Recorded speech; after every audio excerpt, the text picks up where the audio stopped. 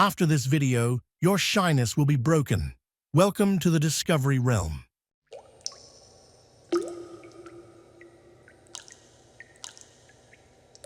Today, I'm going to tell you about shyness. Actually, it's a subject that we all face often in our daily lives.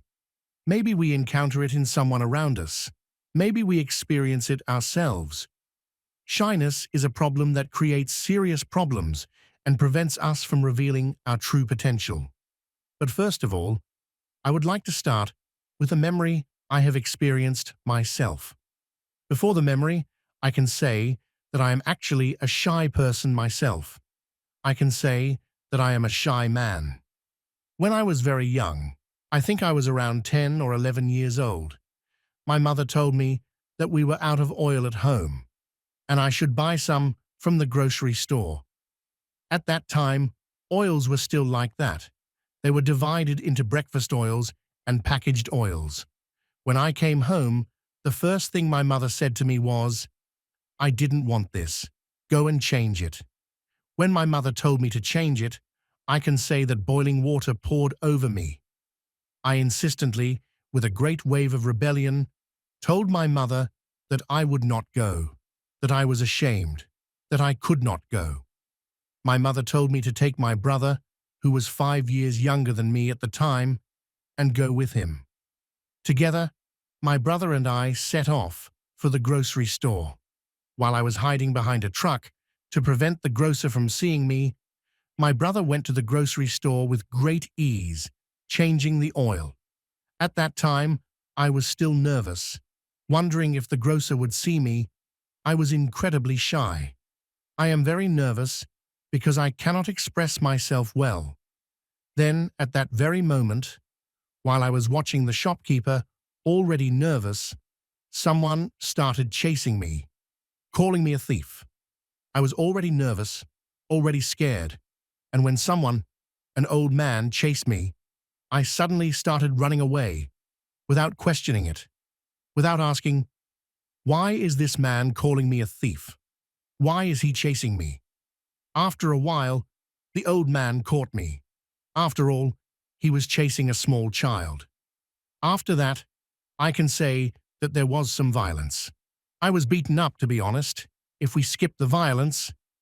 Afterwards, the man said that a week before, they had stolen the rope from his truck, the rope he had tied his tent with. When I hid it there, I said, I guess he mistook me for that thief and beat me up. And then things went to unpleasant points, to the police station and court processes. Afterwards, I always said to myself, so shyness can also cause physical problems. Now, I actually gave this example for this reason. We all have this problem, although maybe not as intense. We have radio programs, I get anxious. We give seminars, I get anxious. Shyness, yes, I can say I experience it. I mean, I still experience shyness at some times, but somehow, by going over it, somehow forcing it, I can say that I have taken care of most of it. Actually, we can say something like this. Shyness may be a feeling of excitement that a person feels inside, a problem with physical and mental symptoms. But I believe that we can overcome it in any way, as long as we work on it somehow, as long as we push ourselves from the easy to the difficult.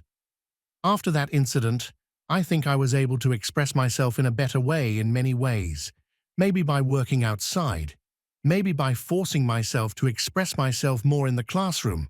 At school, I was anxious every time, but by pushing myself more. So if we think about shyness in general, what is shyness?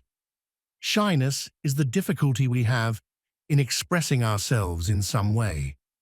There are actually two kinds of it, physically and emotionally. Physically shy people get anxious, hot, and excited when they have to express themselves. For example, they are going to give a speech, make a presentation. They may blush, sometimes they may feel like they are stuttering, sometimes they may actually stutter.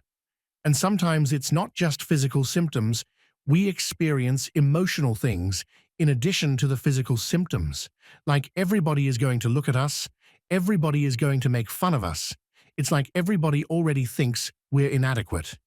Because of this, maybe we will be a very good speaker. Maybe we will be able to express ourselves very well.